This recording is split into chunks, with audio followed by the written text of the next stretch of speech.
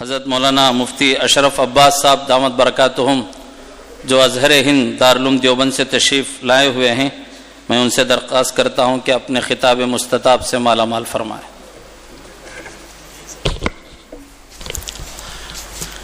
السلام علیکم ورحمۃ اللہ وبرکاتہ۔ الحمد للہ نحمده ونستعینه ونستغفره ونؤمن به ونتوکل علیہ ونعوذ باللہ من شرور انفسنا ومن سیئات اعمالنا من يهده الله فلا مضل له ومن يضلله فلا هادي له واشهد ان لا اله الا الله وحده لا شريك له واشهد ان سيدنا وشفيعنا وحبيبنا ومولانا محمدا عبده ورسوله اما بعد فقد قال الله تبارك وتعالى في كتابه العظيم والفرقان الحميد اعوذ بالله من الشيطان الرجيم بسم الله الرحمن الرحيم يا أيها الذين آمنوا اتقوا الله حق تقاته ولا تموتن إلا وأنتم مسلمون صدق الله العظيم وقال النبي صلى الله تعالى عليه وسلم ألا كلكم راع وكلكم مسؤول عن رعيته أو كما قال عليه الصلاة والسلام وعلى آلہ وصحبہ اجمعین۔ اسٹیج پر تشریف فرما آج کے اس جشن آزادی کی مناسبت سے منعقد ہونے والے پروگرام کے صدر عالی قدر اور ہم سب کے مخدوم و محترم حضرت مولانا دامت برکاتہم، علماء کرام، دانشوران ملت، معزز سامعین، بزرگوں، دوستوں، دینی بھائیوں اور عزیز بچوں، آج کا دن ہم سب کے لیے خوشی اور مسرت کا دن ہے۔ آزادی کس کو محبوب نہیں ہے؟ ہر آدمی کے نیچر میں ہی اللہ تبارک و تعالی نے وطن کے ساتھ محبت رکھ دی ہے، حتیٰ کہ اگر وہ عام انسانوں میں نہیں ہوتا، اللہ رب العزت کے خاص بندوں میں اس کا شمار ہے، وہ نبی اور رسول ہے، تب بھی انہیں بھی اپنے وطن سے محبت ہوتی ہے۔ رسول اقدس صلی اللہ علیہ وسلم کو جس وقت مکۃ المکرمہ سے ہجرت کی نیت سے نکلنا پڑا، آپ نے حسرت بھری نگاہ مکۃ المکرمہ پہ ڈالی اور فرمایا کہ اے مکہ، اگر تیرے رہنے والوں نے مجھے نہ نکالا ہوتا تو میں کبھی باہر نہ جاتا، میں نہ نکلتا۔ پوری زندگی مکۃ المکرمہ میں گزری، وہاں کی گلیوں میں پلے بڑھے، وہاں کی مارکیٹ میں اور بازار میں آپ نے بزنس کیا، لوگوں کو حق کی طرف اور اسلام کی طرف دعوت دی، اس لیے اس کے ذرے ذرے سے محبت تھی۔ اور جس وقت آپ وہاں سے جا رہے ہیں، آپ دیدہ ہو گئے، آپ کی طبیعت پہ بہت زیادہ اثر تھا اس کا۔ اللہ رب العزت کو بھی رحم آیا اور اللہ تبارک و تعالی نے باضابطہ فرشتے کو بھیجا اور آپ کے جذبات کی تسکین کے لیے اللہ نے فرمایا ان الذی فرض علیک القرآن لرادک الی معاد۔ میرے محبوب، آپ زیادہ پریشان نہ ہوں، آپ اپنے دل کو بڑا رکھیے، جس ذات نے آپ پر قرآن مقدس کو نازل کیا ہے اس کا یہ وعدہ ہے کہ آپ کو دوبارہ آپ کے اس شہر میں واپس لائے گا۔ یہاں علماء نے معاد کی تفسیر مکۃ المکرمہ سے ہی کی ہے۔ اس سے اندازہ ہوتا ہے کہ آپ کے دل میں بھی اپنے وطن کی کتنی محبت تھی، کیسی اپنائیت کا جذبہ تھا، اور چنانچہ اللہ رب العزت نے اپنے وعدے کو پورا کیا، اور چند سالوں کے بعد ہی صرف 8ویں سال آپ پوری عزت کے ساتھ، عظمت کے ساتھ ایک بڑی فوج کی کمان کرتے ہوئے آپ مکۃ المکرمہ میں داخل ہوتے ہیں۔ تو اس لیے کوئی بھی اگر اہل ایمان ہے اور سرور دو عالم صلی اللہ علیہ وسلم کے ساتھ اگر اس کو غلامی کی نسبت ہے تو اس کے دل میں تو وطن کی محبت ضرور ہوگی۔ اور صرف اب مسلمان کے لیے وطن سے محبت یہ فطری چیز نہیں رہی، بلکہ یہ اس لیے بھی ہے کہ ہمارے پیارے آقا کو بھی اپنے وطن سے محبت تھی۔ جب آپ وہاں سے الگ ہو رہے تھے تو آپ کی آنکھوں میں آنسو آ گئے تھے۔ اس لیے مسلمانوں کو جب بھی موقع ملا اپنے وطن کی خدمت کا تو انہوں نے کبھی منہ نہیں موڑا۔ اور آپ دیکھ لیجئے یہ جتنے حکمراں ہیں ان کی ایک الگ تصویر ہمارے سامنے پیش کی جاتی ہے، لیکن انہوں نے یہ ثابت کیا ہے کہ مسلمان یہاں صرف ہندوستان کی دولت کو اور یہاں کے سورسز کو، یہاں کے وسائل کو، خدا کی دی ہوئی جو امانت تھی یہاں اس کو لوٹنے کے لیے نہیں آئے۔ انہوں نے صرف یہاں اپنے گھوڑے نہیں دوڑائے بلکہ ملک کو ترقی دینے کے لیے اور اس کو آگے بڑھانے کے لیے وہ جو کچھ کر سکتے تھے انہوں نے کیا۔ آپ پوری تاریخ کو پڑھ لیجئے، ایک وقت ایسا بھی تھا، ہندوستان سونے کی چڑیا کب کہلایا ہے؟ انہی مسلم حکمرانوں کے عہد حکومت میں۔ مسلمانوں نے اس ملک پر جو حکومت کی ہے وہ کوئی معمولی نہیں تھی۔ سری لنکا سے لے کر افغانستان کی پہاڑی تک اتنی بڑی حکومت مسلمانوں کے قبضے میں تھی، اور مسلمانوں نے اس سے محبت کے ساتھ اور پورے لگاؤ کے ساتھ اس کو آگے بڑھایا اور ملک کی ترقی کے لیے اپنا اہم کردار ادا کیا ہے۔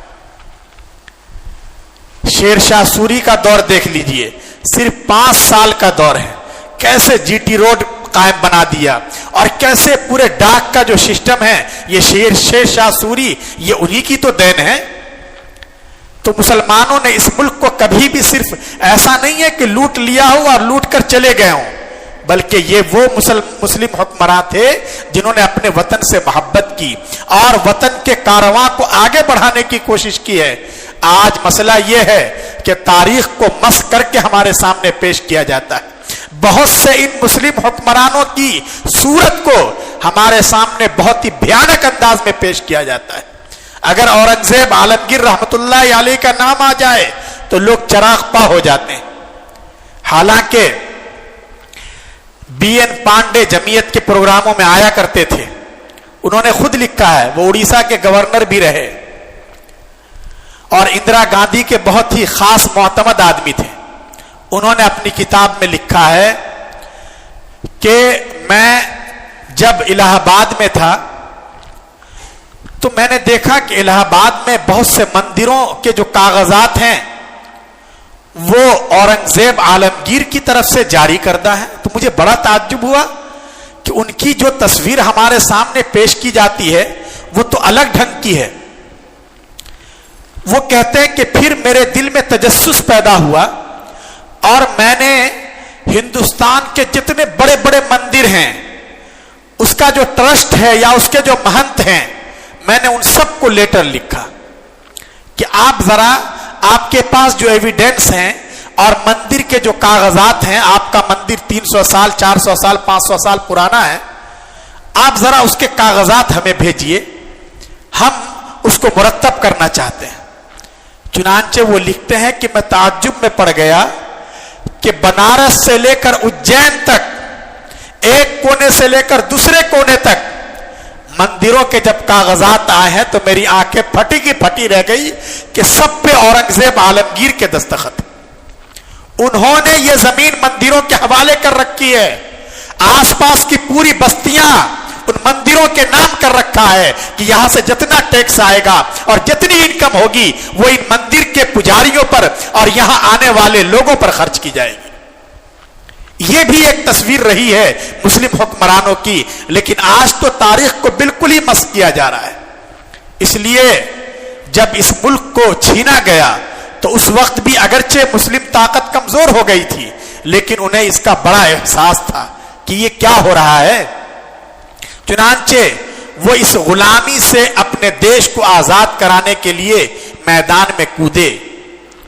سب سے پہلے جو مسئلہ کھڑا ہوتا ہے، یہاں جو برٹش سے لوگ آئے ہیں اور برطانیہ کے تاجر آئے ہیں، شروع میں تو ان کا مقصد صرف یہ تھا کہ ہم بزنس کریں گے، اور اسی مائنڈ کے ساتھ اور اسی سوچ کے ساتھ وہ آئے۔ اور وہ بھی مسئلہ کیا تھا؟ مسئلہ یہ تھا کہ ہالینڈ کی جو ایک کمپنی تھی، تجارتی کمپنی، اس نے جو مسالہ ایکسپورٹ کیا کرتی تھی یورپ کے دوسرے ملکوں میں، برطانیہ میں بھی اسی کا مسالہ جایا کرتا تھا، تو اس نے 1 پاؤنڈ مسالے پر 5 شلنگ کا اضافہ کر دیا، مہنگائی بڑھا دی۔ یہ جو مہنگائی بڑھی ہے 5 شلنگ کا اضافہ، حالانکہ معمولی اضافہ تھا، یہ برطانیہ کے تاجروں نے اس کے خلاف پروٹیسٹ کیا اور کہا کہ ہم اس کو قبول نہیں کریں گے، اور رہی بات مسالے کی تو اب ہم خود اپنا بزنس شروع کریں گے۔ چنانچہ انہوں نے اپنے شہر کے اور آس پاس کے جو بزنس مین ہیں ان کو اکٹھا کیا، اور 30,000 پاؤنڈ کی لاگت سے یہ کمپنی قائم ہوئی، ایسٹ انڈیا کمپنی قائم ہوئی۔ اور اس کمپنی کا پہلا جہاز سب سے پہلے یہ سورت کی بندرگاہ پہ آتا ہے اور یہاں قیام کرتا ہے۔ بعد میں وہاں کے حکمران نے سورت میں اپنی کوٹھی بھی بنانے کی اجازت دے دی، اور پھر اس کے بعد یہ دوسری طرف بنگال کی طرف سے آتا ہے۔ اس وقت تک انہوں نے اپنے آپ کو یہی ظاہر کیا کہ ہم اس دیش سے بزنس کرنا چاہتے ہیں اور یہ مسالے اور دوسری چیزیں اپنے ملک میں لے جانا چاہتے ہیں۔ لیکن آہستہ آہستہ دہلی میں جو مغلوں کی حکومت تھی وہ کمزور ہوتی جا رہی تھی، آپس کے جھگڑے، انتشار، افتراق، بھائی بھائی کی گردن اڑا رہا ہے، اور آپس کی لڑائیاں اتنی زیادہ بڑھ گئی تھیں کہ ان کے لیے دلی پر کنٹرول کرنا مشکل ہو رہا تھا، تو دور دراز کے علاقے پر پوری طرح وہ نگرانی نہیں کر پا رہے تھے۔ چنانچہ انگریزوں نے جب یہ صورتحال دیکھی تو یہ قوم تو بہت شاطر اور تیز قوم ہے، اس لیے انہوں نے سوچا کہ حالات کا فائدہ اٹھانا چاہیے، اور اس کے بعد انہوں نے باضابطہ اپنی فورس قائم کر لی اور باضابطہ ایک طاقت اور اقتدار حاصل کر لیا۔ اور سب سے پہلے ان کے راستے میں جو آیا اور باضابطہ جو جنگ لڑی وہ بھی کوئی اور نہیں ہے بلکہ وہ ایک مسلم نواب ہے، نواب سراج الدولہ کے ساتھ لڑائی ہوئی ہے پلاسی میں۔ وہ پہلی جنگ ہوئی ہے باضابطہ انگریزی فوج کے ساتھ، لیکن آپ حضرات کو معلوم ہے، اور یہ جنگ 1857 میں نہیں بلکہ 1857 سے پورے 100 سال پہلے ہوئی ہے۔ ہمارے یہاں عام طور سے جب آزادی کی ہسٹری بتائی جاتی ہے تو اس کی شروعات بھی یہیں سے ہوتی ہے کہ 1857 میں لڑائی شروع ہوئی، حالانکہ ایسا نہیں ہے۔ اس سے پہلے 150 سال تک تقریباً مسلمان لوہا لیتے رہے میدان میں، اکیلے مسلمان ہی تھے ہر طرف۔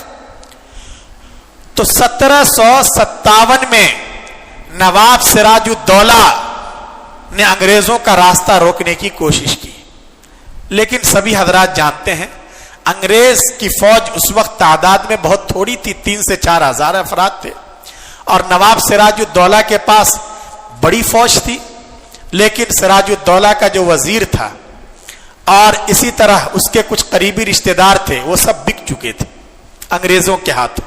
چنانچہ میر جعفر نے جو کھیل کھیلا ہے اس کا نتیجہ یہ ہوا کہ نواب سراج الدولہ کو انگریزوں نے شہید کر دیا، اور صرف شہید ہی نہیں کیا، بے دردی کے ساتھ پوری طرح اس کی لاش کی توہین کی، بے عزتی کی، اور لاش کو پورے شہر میں جانور کے اوپر رکھ کر گھمایا گیا تاکہ دوسرے لوگوں کو بھی عبرت ہو۔ لیکن بہرحال یہ شہید کی لاش تھی، اور اس کو اللہ نے غیرت عطا کی تھی، حمیت عطا کی تھی، اس نے آخری دم تک ہار نہیں مانی، اور غداروں کا جو انجام ہوتا ہے وہی ہوا۔ میر جعفر کو بھی بعد میں کچھ نہیں مل سکا، اس کے داماد میر قاسم کو انگریزوں نے وہاں کی حکمرانی دی، لیکن میر قاسم بھی سنبھال نہیں سکے، اور پھر بکسر کی جنگ میں انگریزوں نے بہت زیادہ بڑا حملہ کر کے رہی صحیح کسر بھی نکال دی۔ بہار پر اور بنگال پر پوری طرح انگریزوں کا قبضہ ہو گیا۔ ادھر ساؤتھ میں سب سے زوردار جو آواز تھی انگریزوں کے خلاف وہ فتح علی خان کی تھی، جنہیں ہم لوگ سلطان ٹیپو شہید کے نام سے جانتے ہیں۔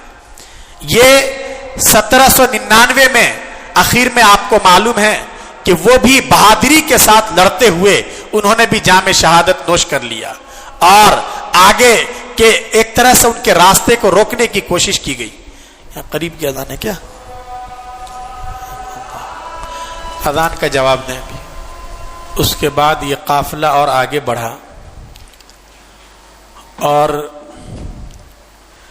دہلی کے بزرگوں نے اس طرف خاص توجہ دی۔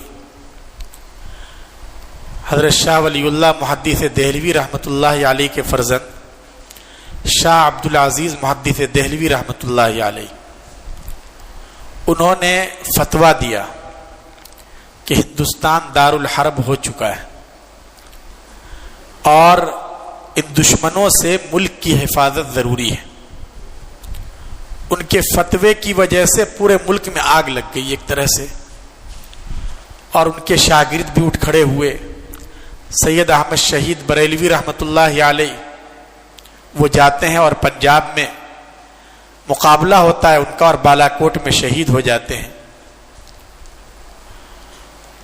انگریزوں نے سلطان ٹیپو شہید رحمۃ اللہ علیہ کی شہادت پر یہ کہا تھا کہ اب ہندوستان ہمارا ہے، اب ہمیں کوئی بھی ہندوستان پر حکومت کرنے سے نہیں روک سکتا۔ لیکن اس کے باوجود یہاں کے علماء نے، جیالوں نے انگریزوں کے اس دعوے کو چیلنج کیا، اور جگہ جگہ جہاں جہاں وہ انگریزوں کو نقصان پہنچا سکتے تھے انہوں نے گوریلا جنگیں لڑی اور ہر طرح سے کوشش کی۔ پھر 1857 کا انقلاب، جسے انگریزوں نے غدر کا نام دے رکھا تھا، وہ سامنے آتا ہے۔ اس میں علماء کرام کا بڑا اہم کردار تھا، اور خاص کر حضرت مولانا شاہ احمد اللہ مدراسی رحمۃ اللہ علیہ، انہوں نے پورے ملک کے دورے کیے اور لوگوں میں آزادی کی ایک نئی روح پھونک دی تھی۔ ظاہر ہے کہ اس انقلاب کے بعد علماء پر خاص طور سے مظالم کے پہاڑ توڑے گئے۔ 1857 میں جن بزرگوں نے لڑائی میں باضابطہ حصہ لیا، یہ وہ حضرات ہیں جو ہمارے بڑے اکابر ہیں، بڑے علماء کرام ہیں، خانقاہوں کے بڑے شیخ ہیں۔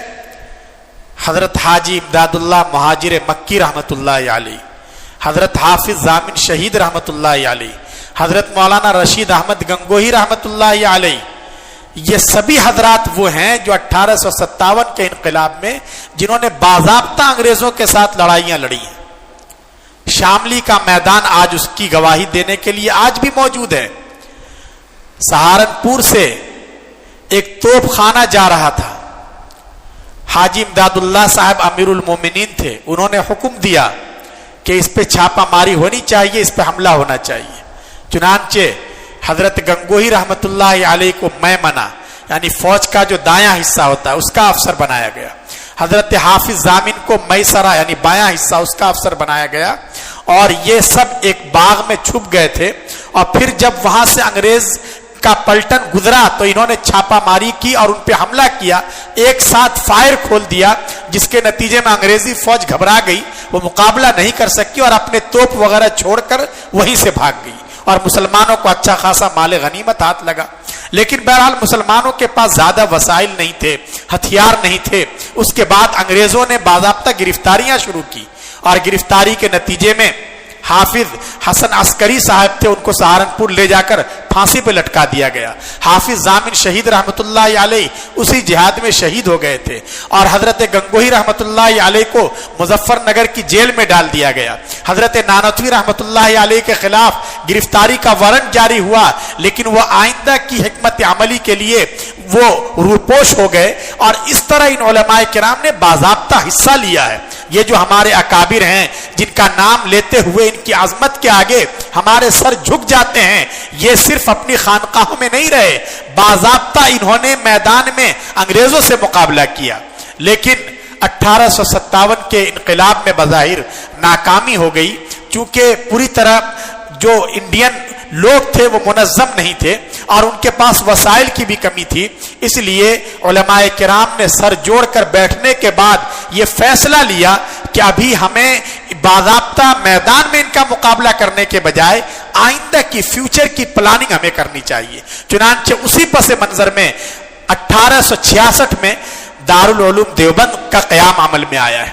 دارالعلوم دیوبند جو قائم ہوا اس کا پس منظر یہی تھا، ایک طرف تو انگریزوں سے لڑنے والے مجاہدین تیار کرنے تھے، دوسرا مسئلہ یہ تھا کہ انگریز جو اس ملک پر حکومت کرنے کے لیے آئے تھے تو ایسا نہیں کہ وہ صرف اقتدار کو ہتھیار لیتے تھے اور یہاں ملک کی دولت کو لے جانا چاہ رہے تھے، ان کا ایک اہم مقصد یہ تھا کہ یہاں کے مسلمانوں پر بھی خاص طور سے مذہبی اعتبار سے ان پر اٹیک کیا جائے۔ چنانچہ جہاں انگریزوں کو فتح نصیب ہوتی وہ پادریوں کی پوری پلٹن اور فوج اتار دیا کرتے تھے، اور لوگوں پر یہ پادری یہ ان کو عیسائی بناتے، عیسائی مشنریاں بڑی تیزی سے کام کرنے لگی تھی۔ اس لیے بھی علماء کرام سر جوڑ کر بیٹھے کہ مسئلہ صرف اس کا نہیں ہے کہ ہم غلام رہیں گے یا یہ کہ آزاد رہیں گے، اس سے بڑا مسئلہ تو یہ ہے کہ ہماری نسلیں آئندہ اسلام پر باقی بھی رہ پائیں گی یا نہیں رہ پائیں گی۔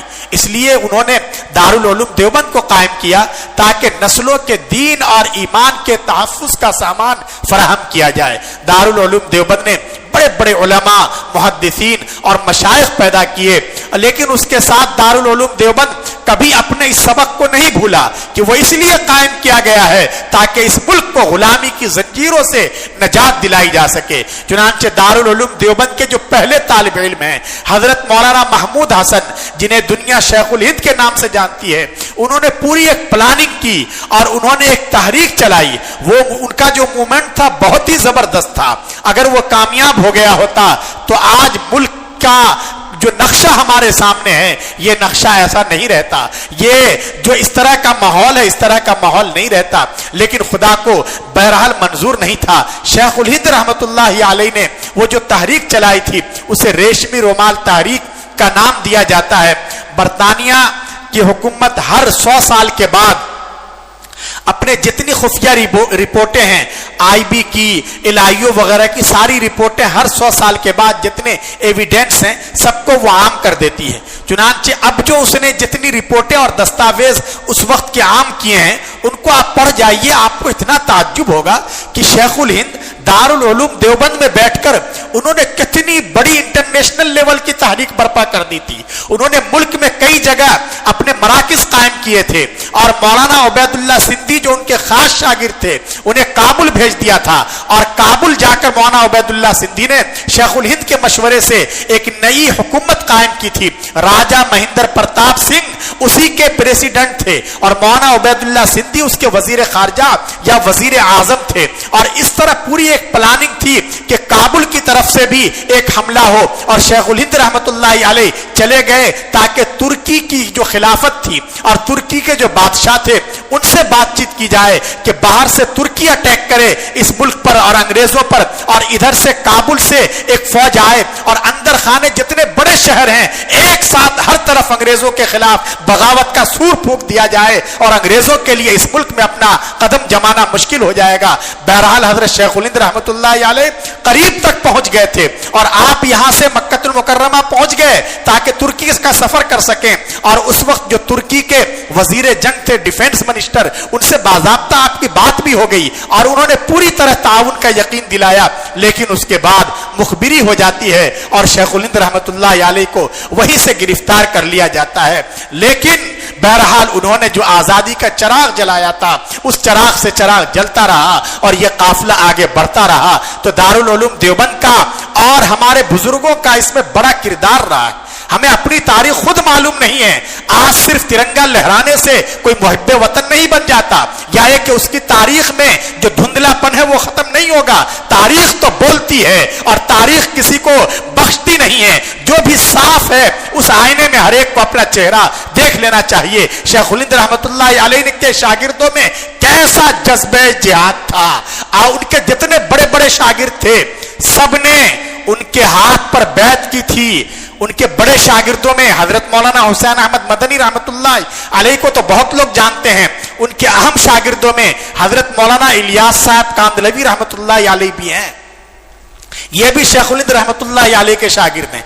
हजरत मौलाना इलियास साहब कांदलवी रहमतुल्लाह अलैह ने भी शेख हिंद रहमतुल्लाह अलैह के हाथ पर जिहाद के लिए और मुल्क की आजादी में हिस्सा लेने के लिए बैत की थी। जो उलमा बैत करते हैं, अहलुल्लाह बैत करते हैं, एक तो इस्लाह की बैत होती है, ये बैते जिहाद थी। और हजरत मौलाना इलियास साहब रहमतुल्लाह अलैह ने भी जिहाद के लिए बैत की थी कि जब तक जिसमें खून का आखिरी कतरा है, इस कतरे के बाकी रहते हुए कभी हम दुश्मन के आगे अपना सर नहीं झुकाएंगे और इस्लाम की बुलंदी के लिए और अपने देश की आजादी के लिए हर मुमकिन कुर्बानी पेश करेंगे। तो ये बड़े बड़े उलमा और बड़े बड़े अकाबिर वो थे जिन्होंने इसमें अपना पूरी तरह से हिस्सा लिया और इस काफिले को आगे बढ़ाया। हजरत मौलाना हुसैन अहमद मदनी रहमतुल्लाह अलैह शेख हिंद रहमतुल्लाह अलैह के खास शागिर्दों में हैं और उनको अल्लाह तबारक व तआला ने मौका दिया और उन्होंने कितनी कुर्बानियां दी इस मुल्क की आजादी के लिए। कराची का खालिक दनिया हाल आज भी मौजूद है। वहां जब मौलाना हुसैन अहमद मदनी रहमतुल्लाह अलैह ने और उलमा ने यह फतवा दिया कि अंग्रेजों का फुल बायकाट होना चाहिए 100%, अंग्रेजों की कोई चीज हम नहीं खरीदेंगे, अंग्रेजी फौज में शामिल होना हराम है, अंग्रेजों ने उसके खिलाफ मुकदमा दायर किया और हजरत मदनी को गिरफ्तार कर लिया। वहां जज बैठा कमरे अदालत में, मौलाना मोहम्मद अली जौहर असरी तालीम के भी माहिर थे और दीनी तालीम से भी आरास्ता थे। उन्होंने हजरत मदनी से गुजारिश की कि हजरत जरा तावील से काम लीजिएगा, ये अंग्रेज जज का मूड बहुत खराब नजर आ रहा है, यह आपके खिलाफ कोई बहुत खतरनाक फैसला कर सकता है। हजरत मदनी रहमतुल्लाह अलैह जब वहां बैठे, मुकदमे की कार्रवाई शुरू हुई तो जज ने पूछा, मुल्जिम हुसैन अहमद, क्या आपने यह फतवा दिया है अंग्रेजों का ताउन नहीं करना चाहिए? तो मौलाना ने फरमाया, हजरत मदनी ने फरमाया कि हां, मैंने कहा था और अब भी यह कहता हूं कि मुसलमानों का अंग्रेजी फौज में शामिल होना हराम और इस्लाम से गद्दारी। जज बहुत गुस्से में आ गया और उसने कहा, मुल्जिम हुसैन अहमद, तुम्हें पता है इस जुर्म की सजा क्या है? हजरत मदनी अलैहि रहमान ने निहायत इत्मीनान से अपने बगल में दबा हुआ कपड़ा उसकी मेज पर रखते हुए कहा कि जज साहब, सजा मालूम थी इसलिए देवबंद से यह कपड़ा साथ लाया हूं ताकि जब मुझे तख्तेदार पर और सूली पर लटकाया जाए तो अंग्रेजों के नापाक कपड़े में नहीं बल्कि अपने इस साफ सुथरे कपड़े में दफन किया जाए। ये थे हमारे अकाबिर और इनकी कुर्बानियों के नतीजे में यह मुल्क आजाद हुआ। अकाबिर में एक दूसरे का बड़ा एहतराम भी था, इतनी तहरीकें चल रही थी। हजरत मदनी आजादी की लड़ाई में थे, हजरत मौलाना इलियास साहब कांदलवी रहमतुल्लाह अलैह ने मेवात के हालात को देखकर, मुसलमानों के हालात को देखकर इस्लाह की तहरीक शुरू कर रखी थी, लेकिन आपस में एक दूसरे का बड़ा एहतराम था, कहीं कोई खिंचाव नहीं। मुजफ्फरनगर में जलसा है, हजरत मदनी अली रहमा को किसी ने तकरीर के दौरान ही बता दिया, इनका स्टेज अलग था और हजरत मौलाना इलियास साहब कांदलवी रहमतुल्लाह अलैह का तबलीगी इज्तिमा दूसरी मस्जिद में था। उस जमाने में ज्यादा फोन वोन तो था नहीं, पता ही नहीं था एक को दूसरे के बारे में। हजरत मदनी से किसी ने कहा कि हजरत, आज हजरत मौलाना इलियास साहब तशरीफ लाए हैं, वहां तबलीगी जमात का इज्तिमा है। तो हजरत बहुत नाराज हुए अपने मेजबानों पर, कहा कि जब हजरत मौलाना इस शहर में उनका प्रोग्राम हो रहा है तो तुमने ये प्रोग्राम क्यों रखा? ये प्रोग्राम आज नहीं रखना चाहिए तुमको, ये तो टकराव की शक्ल है। और आपने अपने जितने मुरीदीन थे और जितने सामीन थे सबको कहा कि चलो आज हजरत की ही मजलिस में हजरत की तकरीर सुनेंगे, आज यहां कोई तकरीर नहीं होगी। कैसा जज्बा था। दूसरी तरफ हजरत मौलाना कांदलवी रहमतुल्लाह अलैह से किसी ने कहा कि हजरत मदनी यहां तशरीफ लाए हुए हैं। हजरत मौलाना इलियास साहब ने वहां जो जमात के साथी थे उनको बहुत डांटा कि जब हजरत का बयान आज शहर में हो रहा था तो तुमने आज तबलीगी इज्तिमा क्यों रखा, तुम्हारी समझ में बात क्यों नहीं आती है, ये टकराव की शक्ल क्यों इख्तियार करते हो। चलो आज हमारा कोई इज्तिमा नहीं, आज सब हजरत की तकरीर सुनेंगे। चुनांचे वो अपने सामीन के साथ उधर आ रहे हैं और इधर से हजरत मदनी जा रहे हैं और रास्ते में दोनों की मुलाकात हो जाती है कि हजरत क्या बात है, तो ये है ये है। तो कैसा आपस में एक दूसरे के लिए एहतराम का जज्बा था। हजरत मौलाना इलियास साहब कांदलवी रहमतुल्लाह अलैह फरमाया करते थे कि लोगों, तुम हुसैन अहमद मदनी को गालियां देते हो, तुम्हें मालूम है जिस वक्त ये कांग्रेस के जलसे की सदारत कर रहे होते हैं उस वक्त इनका दर्जा अल्लाह के यहां इतना ऊंचा होता है कि बड़े बड़े अल्लाह वालों को तहज्जुद के जरिए भी वो इतना ऊंचा दर्जा नसीब नहीं होता। इसलिए कि हमारे बुजुर्गों ने अगर कांग्रेस का साथ दिया या आजादी की लड़ाई में हिस्सा लिया तो मिल्लत की खातिर, दीन की खातिर, अपने खुदा को राजी करने के लिए, किसी ओहदे के लिए नहीं, इंसानियत की खिदमत के लिए, मुल्क के भाईचारे को बाकी रखने के लिए, मुल्क को गुलामी की जंजीर से नजात दिलाने के लिए। इसलिए उनका मकसद और मतमाए नजर बहुत ज्यादा अलग था, एक दूसरे का बड़ा एहतराम था। हजरत मदनी अलैहि रहमा पर जालंधर स्टेशन पे लोगों ने हमला कर दिया।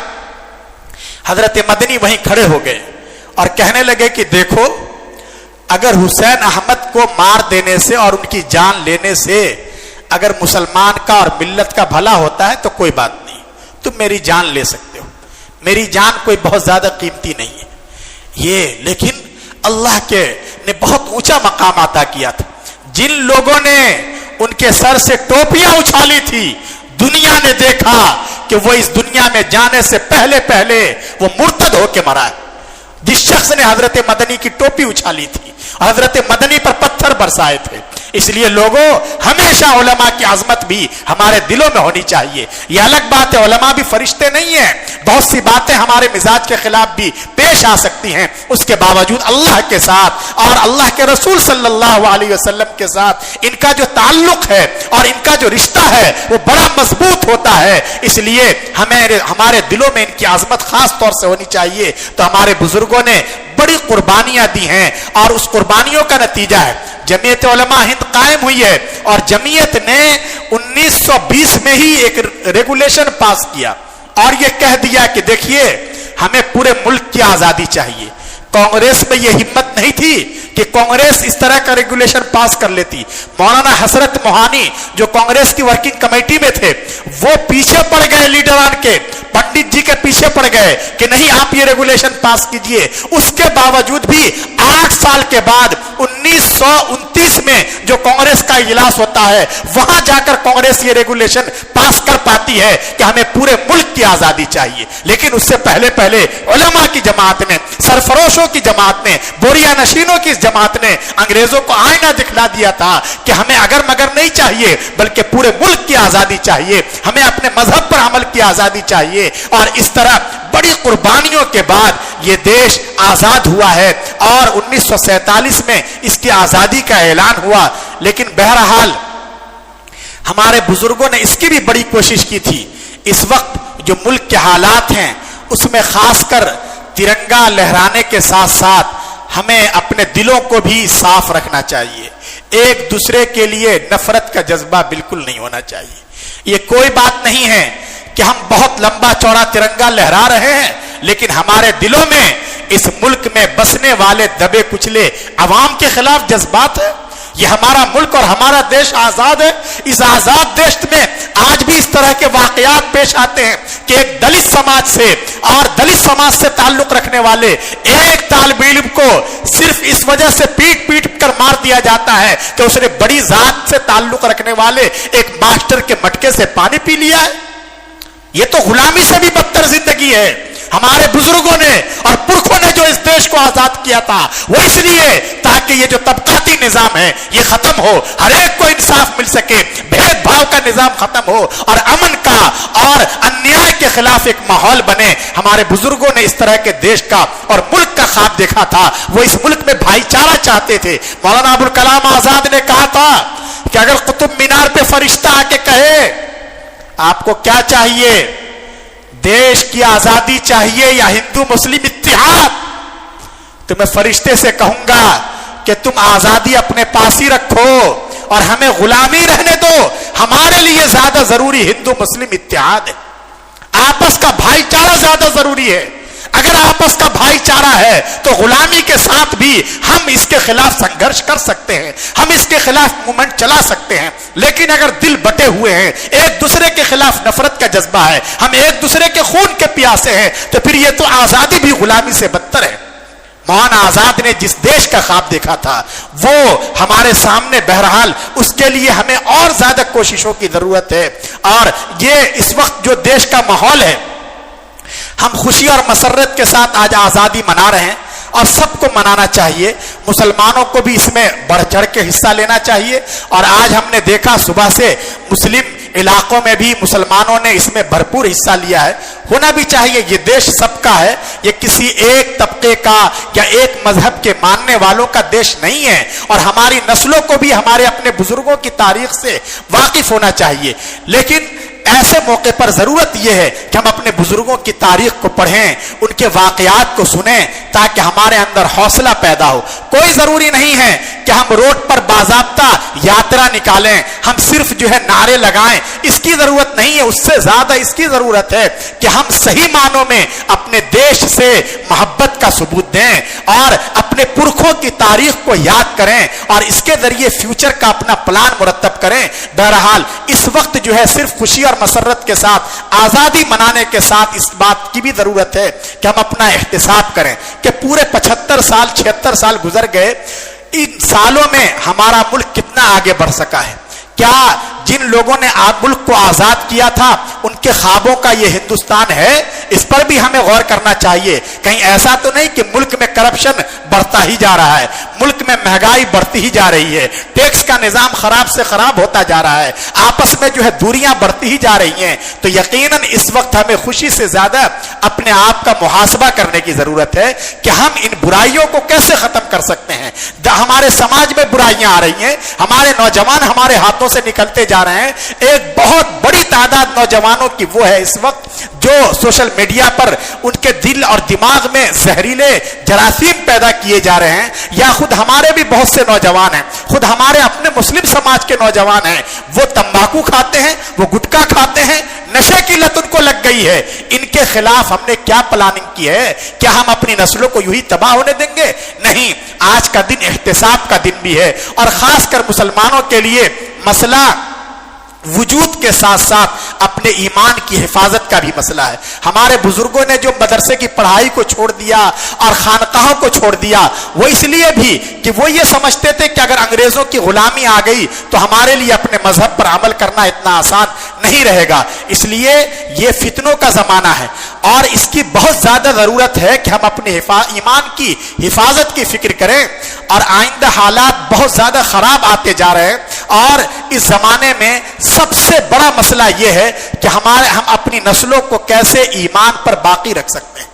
جس طرح کا ماحول بنایا جا رہا ہے اور جس طرح بغاوت کے جراثیم ہمارے نوجوانوں کے ذہنوں میں پیدا کیے جا رہے ہیں، ایمان پر باقی رہنا نسلوں کا اتنا آسان نہیں رہے گا۔ اس لیے مسلمان جہاں بھی رہتا ہے وہ اپنی تہذیب کے ساتھ رہتا ہے، اپنے کلچر کے ساتھ رہتا ہے، اپنی داڑھی کے ساتھ رہتا ہے، اپنی ٹوپی کے ساتھ رہتا ہے، اپنی پرمپراؤں، روایات اور مذہبی وابستگی کے ساتھ رہتا ہے۔ اور ہم بھی اس ملک میں پوری عزت کے ساتھ، پورے فخر کے ساتھ اور احترام کے ساتھ اپنی نمازوں کے ساتھ زندہ رہیں گے، اپنی صحیح نسل کے ساتھ زندہ رہیں گے، قرآن مقدس کے ساتھ زندہ رہیں گے، اپنے پرسنل لا کے ساتھ زندہ رہیں گے۔ لیکن اس کے لیے ضرورت یہ ہے کہ ہمیں اپنی نسلوں کو بھی بتانا پڑے گا، انہیں صحیح دین بتلانا پڑے گا، انہیں توحید کا جو عقیدہ ہے اس عقیدے کو مضبوط کرنا پڑے گا۔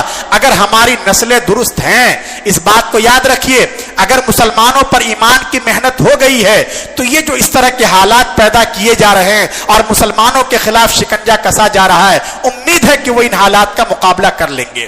لیکن اگر ایمان میں ہی کمزوری ہے، اپنے اسلام پر ہی اعتماد نہیں ہے اور چھوٹے چھوٹے بینیفٹ کے لیے وہ اپنے دھرم کا ہی سودا کر لیتے ہیں، اور یہ وہ زمانہ آ چکا ہے۔ اور حدیث پاک میں یمسی الرجل مؤمنا ویصبح کافرا، کہ آدمی شام کو ایمان والا رہے گا اور صبح ہوتے ہوتے کافر ہو چکا ہوگا، صبح کو ایمان والا ہوگا اور شام ہوتے ہوتے اپنے ایمان کا سودا کر چکا ہوگا۔ ہم یہ حالات اپنی آنکھوں سے دیکھ رہے ہیں، اس لیے ان حالات میں اس کی بہت زیادہ ضرورت ہے کہ ہمیں اپنے ایمان کی حفاظت کی فکر کرنی ہے۔ میں نے جو آیت پڑھی ہے اس میں اللہ پاک نے یہی کہا ہے کہ لوگوں اللہ سے ڈرو، اللہ کا خوف پیدا کرو، اور یاد رکھو کہ تمہاری موت جب آئے تو تم مسلمان رہو، کبھی بھی اسلام کے بغیر ہرگز مت مرنا۔ تمہیں اللہ سے دعا بھی کرنی ہے، اس کے لیے کوششیں کرنی ہے، علماء کے ساتھ، بزرگوں کے ساتھ، دعوت و تبلیغ کے ساتھ، مدارس کے ساتھ اپنا تعلق اور رشتہ مضبوط اور مستحکم رکھنا ہے۔ جمعیت علماء ہند کے ساتھ ہمارا تعلق مضبوط ہونا چاہیے تاکہ اچھے ماحول میں ہماری نسل پڑے گی اور بڑھے گی، ہمارے دلوں میں ایمان کی عظمت ہوگی، اور امید ہے کہ جب ہمارا آخری وقت آئے گا تو اللہ تبارک و تعالی ایمان کے ساتھ ہمارے لیے خاتمہ بالخیر کا فیصلہ فرمائیں گے۔ یہ قرآن کریم کی ہدایت ہے کہ کبھی بھی اسلام کے بغیر مت مرنا۔ یہ جو اس دنیا کے بعد جو دوسری دنیا اللہ نے بنائی ہے، وہ دنیا، اس دنیا کا پاسپورٹ اور اس کا ویزا یہ صرف لا الہ الا اللہ محمد الرسول اللہ ہے۔ ایمان کے بغیر وہاں کوئی بخشش نہیں۔ یہ بہت بڑے دیالو ہیں، بہت بڑے ڈونیٹر ہیں، اور انہوں نے پورے پورے گاؤں کو گود لے رکھا ہے، اور بڑے بڑے ہاسپٹل ان کے چلتے ہیں، سب کچھ ہے، لیکن بھائی اگر ایمان نہیں ہے تو کچھ نہیں۔ جو ان کو ملنا تھا وہ اسی دنیا میں مل چکا، وہاں تو اسی کا داخلہ ہوگا۔ اللہ نے جو جنت بنائی ہے اس میں انٹری اسی کی ہوگی جس کے پاس ایمان کا سرمایہ ہوگا۔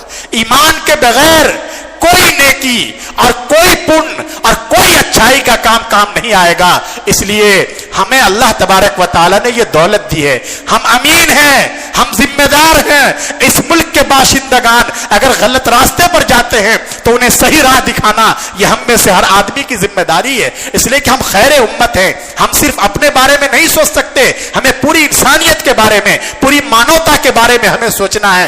دیش سے بھی ہمیں محبت کرنی ہے، انسانیت سے محبت کرنی ہے۔ اگر کوئی نل کھلا ہوا ہے اور اس سے پانی بہتا ہے، دوسری کمیونٹی کے نوجوان گزر جائیں گے، لیکن ہم مسلمان ہیں، ہمیں دیش سے محبت ہے، ہمارے دل میں اللہ کا خوف ہے، ہم آنکھ بند کر کے نہیں گزر سکتے، اس لیے کہ یہ دیش، یہ ہمارے دیش کا پانی ہے، ہمارے دیش کی سمپتی ہے۔ ہماری ذمہ داری ہے کہ ہم آگے بڑھیں اور جو پانی ضائع ہو رہا ہے اس کو ضائع ہونے سے بچائیں۔ ہمیں اس دیش میں اس پیغام کے ساتھ رہنا ہے۔ حضرت خواجہ معین الدین چشتی اجمیری رحمۃ اللہ علیہ اس دیش میں آئے، ان کے پاس کوئی لابی نہیں تھی، کوئی آرمی نہیں تھی، ان کے پاس کوئی طاقت نہیں تھی، لیکن وہ تو اجمیر سے دلی اور دلی سے اجمیر کا سفر کیا کرتے تھے، لیکن ان کے اخلاق کو دیکھ کر، کریکٹر کو دیکھ کر، ان کے بیوہار کو دیکھ کر، ان کے معاملات کو دیکھ کر اس دیش کے 90,000 آدمیوں نے اسلام قبول کر لیا تھا، اور ان کی نسلوں میں آج الحمدللہ اسلام کا چراغ جل رہا ہے۔ ہمیں بھی اسی کردار کو اپنانے کی ضرورت ہے۔ مسلمان اس دیش میں آئے ہیں، وہ تاجر بن کر آئے ہیں، ان کے اخلاق کو دیکھ کر لوگوں نے اسلام قبول کیا ہے۔ اس وقت بھی اگر ہمیں کرپشن کو ختم کرنا ہے تو اس کا علاج ہمارے پاس ہے۔ اگر اس ملک سے بے اطمینانی کو ختم کرنا ہے، انیائے کو ختم کرنا ہے، تو مسلمانوں کو اپنا کردار ادا کرنا چاہیے۔ اس کے لیے ضروری ہے کہ ہم خود اپنی زندگیوں کو صحیح راستے پر لائیں اور ہماری زندگی دوسروں کے لیے بھی آئیڈیل اور نمونہ بنے۔ یہ آج کا سبق ہے، ہم سب کو اس سبق کے ساتھ اس دنیا یہاں سے جانا چاہیے۔ میں جمعیت علماء کا خصوصیت کے ساتھ شکریہ ادا کرتا ہوں کہ انہوں نے یہ پلیٹ فارم آج فراہم کیا اور آپ حضرات کے ساتھ کچھ دیر بات کرنے کا موقع ملا۔ اللہ تبارک و تعالی اس طرح کا ماحول بنائے کہ ہمارا یہ دیش پوری طرح ترقی کی راہ پر گامزن رہے، یہاں امن محبت کے پھول کھلیں، ایک دوسرے کے لیے نفرت کے جذبات ختم ہوں، اور ہم مسلمان اپنی ذمہ داریوں کو اور اپنے فرائض کو صحیح طریقے سے انجام دینے والے بنیں۔ اللہ مجھے بھی توفیق دیں، آپ حضرات کو بھی توفیق عمل سے نوازیں۔ آمین۔ وآخر دعوانا الحمدللہ۔